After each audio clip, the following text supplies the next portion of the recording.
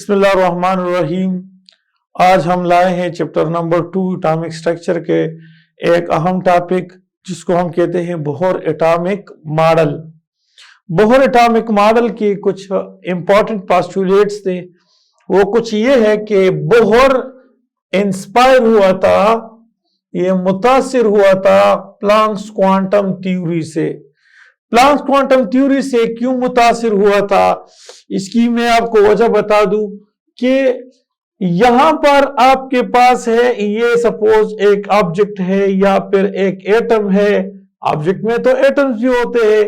तो देखिए Planck's quantum theory में ये बताता है कि सपोज यहां पर इलेक्ट्रॉन है, ये 2 जूल एनर्जी इसके पास है, या यहां पर जो इलेक्ट्रॉन होते हैं यहां पर 10 जूल एनर्जी है, यहां पर इलेक्ट्रॉनों की 30 जूल एनर्जी है।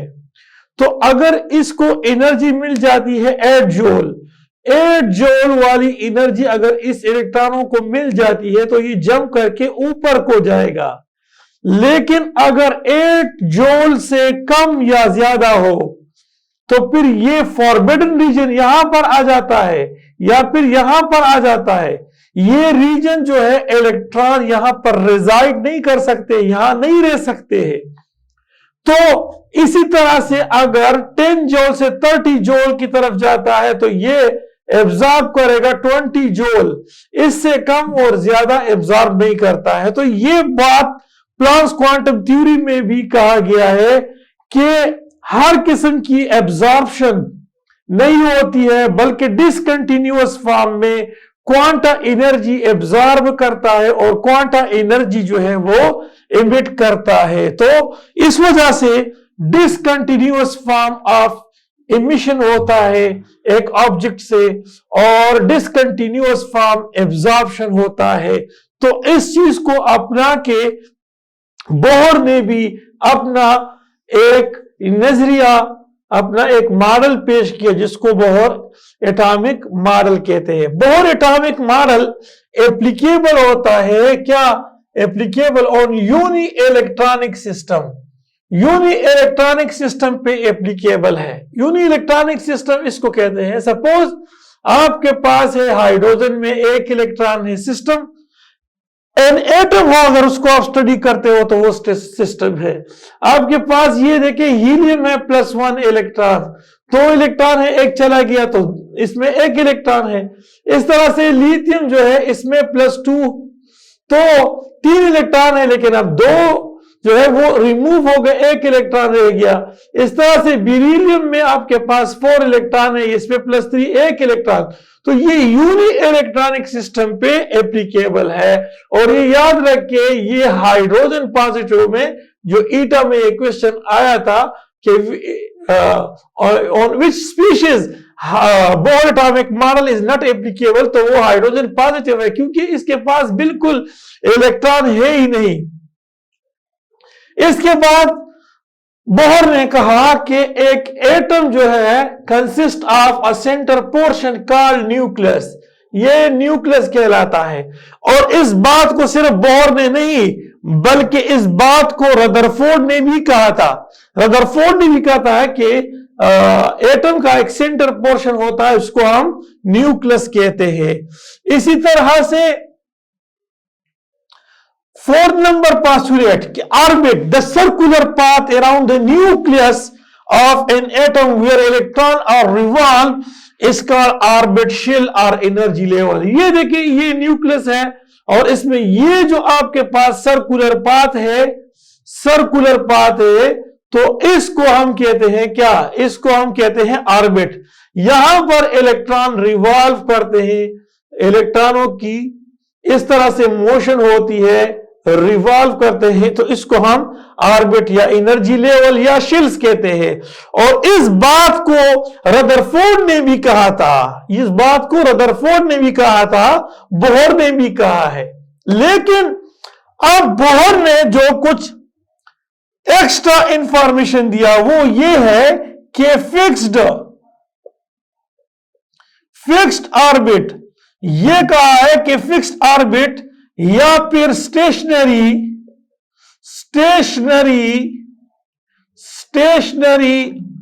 ऑर्बिट, स्टेशनरी ऑर्बिट, इसके बारे में कहा। वो क्या है कि देखिए as long as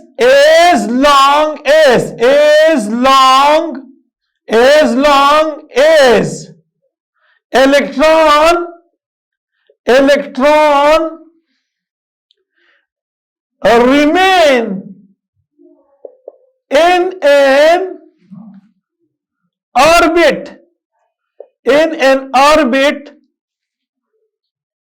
it will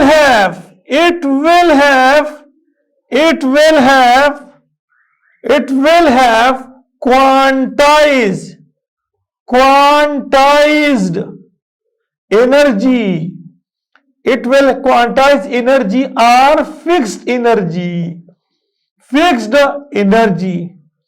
Quantize energy or fixed energy. Electron अगर यहां पर है तो इसकी एनर्जी क्वांटाइज है as long as it revolve around the nucleus। तो यहां पर है तो इसकी एनर्जी क्वांटाइज है, यहां पर है तो फिक्स एनर्जी है। तो ये याद रखिए, ये इलेक्ट्रॉनों की जो एनर्जी है, ये इलेक्ट्रॉनों की अपनी एनर्जी नहीं है, बल्कि ये शेल के लिहाज से होता है। यहां शेल करीब है तो इसकी एनर्जी, पोटेंशियल एनर्जी कम है। यहां थोड़ा सा हाई लेवल पे चला गया, हाई एनर्जी लेवल पे, तो इसकी एनर्जी और बढ़ गई है। यहां पर और आगे चला गया तो इसकी एनर्जी और बढ़ गई है, पोटेंशियल एनर्जी। तो as long as electron remain in an orbit, it will have a quantized energy or fixed energy। इसकी एनर्जी क्वांटाइज होती है या फिक्स होती है। अब देखिए 6 नंबर पे पास्टुलेट पे हम जाते हैं, वो है ट्रांजिशन। और इस ऑर्बिट को मैंने कहा and these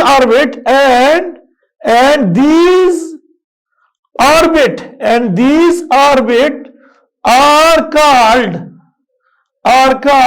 fixed, is called fixed orbit। ये क्वांटाइज ऑर्बिट और फिक्स्ड ऑर्बिट कहते हैं, ये वाला जहां पर इलेक्ट्रॉनों की एनर्जी क्वांटाइज होती है। अब है ट्रांजिशन ऑर्बिट। ये ट्रांजिशन ऑर्बिट, इसकी हम डिफाइन करते हैं कि इसकी क्या डिफिनीशन है। देखिए, the orbit where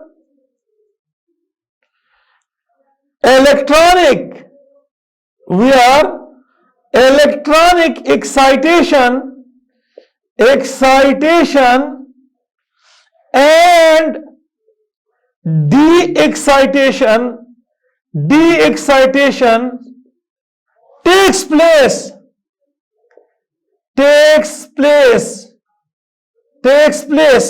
is called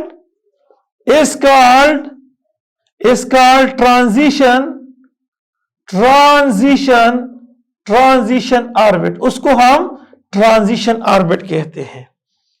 देखिए ट्रांजिशन ऑर्बिट क्या होता है, मैं आपको बताना चाहता हूं। ये देखिए आपके पास है न्यूक्लियस।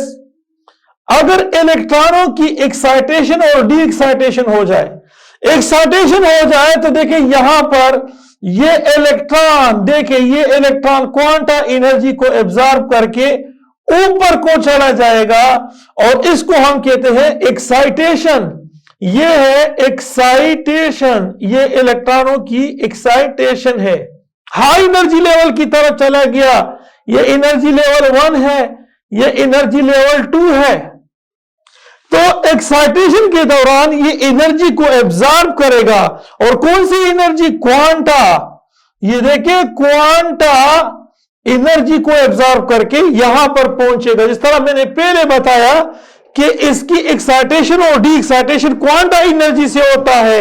हर किस्म की रेडिएशन ये एमिट या एब्जॉर्ब नहीं करता है। अब देखिए, अगर यही इलेक्ट्रॉन ऊपर से नीचे आता है तो क्वांटा एनर्जी की एमिशन होती है, तो देखिए एक्साइटेशन जहां होता है, इस एक्साइटेशन में जो energy excitation energy energy, excitation energy बराबर होती है डी एक्साइटेशन एनर्जी के between two consecutive shells, between two consecutive, ये देखिए मैं कंसेक्यूटिव लिख लेता हूं, consecutive orbit, to consecutive orbit. Excitation energy और डी एक्साइटेशन एनर्जी ये आपस में बराबर होती है बिटवीन टू कंसेक्यूटिव एनर्जी। अब हम आगे जाते हैं और फर्दर इसकी एक्सप्लेनेशन करते हैं। देखिए इसके बाद आपके पास है जो एनर्जी, गौर से देखिए,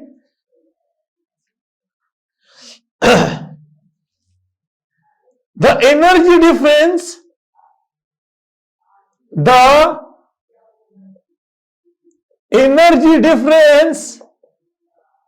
energy difference between two consecutive shells या फिर ऑर्बिट is directly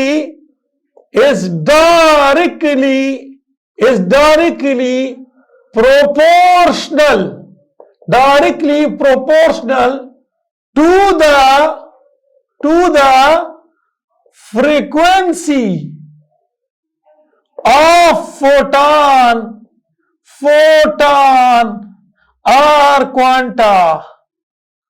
क्वांटा। इस बात को एक्सप्लेन पहले Planck's quantum, Maxwell Planck's quantum ने इसको एक्सप्लेन भी किया था। देखिए अगर आपके पास दो कंसेक्यूटिव शेल्स है तो अब देखिए सपोज यहां से इलेक्ट्रॉन यूं नीचे आता है तो इससे क्वांटा एनर्जी रिलीज होती है, और अगर इलेक्ट्रॉन नीचे से ऊपर जाता है तो फिर ये क्वांटा एनर्जी की एब्जॉर्प्शन होती है। तो अब देखिए आपके पास है कि जो एनर्जी चेंज है, यहां पर आपके पास E1 है, यहां E2 है, टू कंसेक्यूटिव शेल्स के दरमियान डेल्टा E है। ये अब देखिए अगर इसकी फ्रीक्वेंसी, इसकी एब्जॉर्प्शन क्वांटा की या एमिशन क्वांटा की, ये आपके पास है एमिशन क्वांटा और ये आपके पास है एब्जॉर्प्शन क्वांटा।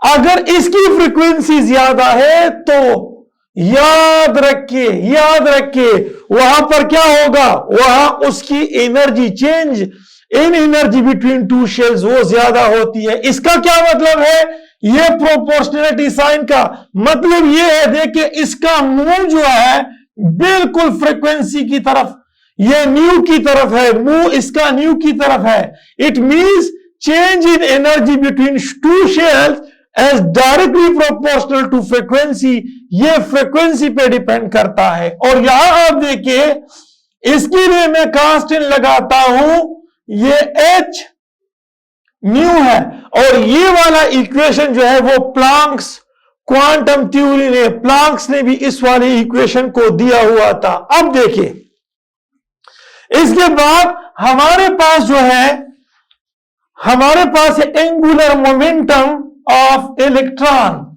इलेक्ट्रॉनों की जो एंगुलर मोमेंटम है वो इंटीग्रल मल्टीपल है ऑफ NH2 पाई। देखिए angular momentum of electron is integral multiple of NH divided by 2 pi। Angular momentum किससे, ये वेक्टर क्वांटिटी है, ये देखिए एंगुलर मोमेंटम इस तरह से, ये है आपके पास आर का vector, the cross product of, ये देखिए मोमेंटम और रेडियस का, इसको हम कहते हैं एंगुलर मोमेंटम। देखिए किस तरह से, सपोज ये आपके पास है न्यूक्लियस, ये आपके पास है शेल्स, तो यहां आपके पास है ये इलेक्ट्रॉन और ये उसका मास है और ये उसकी वेलोसिटी है इस डायरेक्शन में। अब देखिए यहां पर क्या है, यहां पर भी आपके पास ये मास है, ये वेलोसिटी है और ये u इस डायरेक्शन में। तो यहां r जो है, r रेडियस, ये देखिए ये r रेडियस यहां परपेंडिकुलर है, तो r cross product of r and momentum ये बराबर होता है साइन थीटा, और साइन थीटा कितना है, साइन थीटा आपके पास है, ये देखिए ये mv के, और यहां साइन थीटा 90 के बराबर है, और साइन थीटा 90 वो आपके पास 1 के बराबर होता है। तो आपके पास जो एंगुलर मोमेंटम आ गया, जिसको हम कहते हैं एंगुलर मोमेंटम, तो वो बराबर होता है mvr के, ये एंगुलर मोमेंटम है। एनी हाउ हम सिर्फ एक्सप्लेन करते हैं कि एंगुलर मोमेंटम ऑफ इलेक्ट्रॉन, ये देखिए mvr equal to nh divided by 2 pi. ये देखिए परमिटिविटी, परमिशन देना, अगर आपके पास ये के शेल है तो आपके पास यहां पर ये n की वैल्यू 1 होगी। अगर आपके पास ये mvrl है तो ये 2 और ये प्लैंक कांस्टेंट डिवाइडेड बाय 2, ये देखिए ये वैल्यू आपके पास यूं आ जाती है। इस तरह से एंगुलर मोमेंटम m शेल के लिए ये आपके पास 3h डिवाइडेड बाय 2 पाई ये आता है। इस तरह से एंगुलर मोमेंटम, ये एंगुलर मोमेंटम n शेल में, तो ये 4h डिवाइडेड बाय 2 पाई यूं आता है। इसका मतलब ये है कि अगर आपके पास एंगुलर मोमेंटम है तो ये एंगुलर मोमेंटम ये डायरेक्टली प्रोपोर्शनल है m के। क्यों? क्योंकि इसमें ये वैल्यू जो है ये कांस्टेंट होती है। तो अब देखिए प्रिंसिपल क्वांटम नंबर 1 होता है तो ये के शेल के लिए है, प्रिंसिपल क्वांटम नंबर 2 होता है एल शेल के लिए, प्रिंसिपल क्वांटम नंबर 3 होता है तो ये एम शेल के लिए, प्रिंसिपल क्वांटम नंबर 4 होता है तो ये एन शेल के लिए। अब ये आपके पास है प्रिंसिपल क्वांटम नंबर, तो angular momentum mvr, angular momentum आपके पास एन शेल का ज्यादा होता है एम शेल से, एम शेल का ज्यादा होता है एल शेल से, और एल शेल का ज्यादा होता है के शेल से। तो एंगुलर मोमेंटम या एन शेल का जो है वो ज्यादा होता है, ये एंगुलर मोमेंटम है। अब एक और पास्टुलेट जिसको हमने एक्सप्लेन करना है, और वो पास्टुलेट कुछ इस तरह से है कि देखिए प्रोटॉन और इलेक्ट्रॉन, प्रोटॉन और इलेक्ट्रॉन के दरमियान एक कूलम्बिक फोर्स होता है। देखिए ये आपके पास है, ये आपके पास है प्रोटॉन, ये प्रोटॉन है, इसको आप देखें Q+, और यहां इलेक्ट्रॉन है और इसको हम रिप्रेजेंट करता है Q नेगेटिव, और यहां इनके दरमियान यहां कूलम्बिक फोर्स है, कूलम फोर्स होता है। तो अब देखिए जो इलेक्ट्रोस्टैटिक फोर्स होता है या कूलम्बिक फोर्स होता है वो Fc, और यहां आपके पास ये डायरेक्टली प्रोपोर्शनल है Q+ इंटू Q नेगेटिव, और ये कूलम्बिक फोर्स ये इनवर्सली प्रोपोर्शनल है r² का। देखिए r² क्यों लेते हैं, अपने प्रोटॉन अपनी जगह पे, अगर इलेक्ट्रॉन यूं यहां तक आ जाए, इतना डिस्टेंस कवर कर दे, तब भी अगर आप हाफ लोगे तो r यहां पर और r यहां पर, तो r फिर जो है वो स्क्वायर के बराबर होता है। अब देखिए आपके पास Q नेगेटिव को हम E से रिप्रेजेंट करते हैं, Q पॉजिटिव को हम ZE से रिप्रेजेंट करते हैं।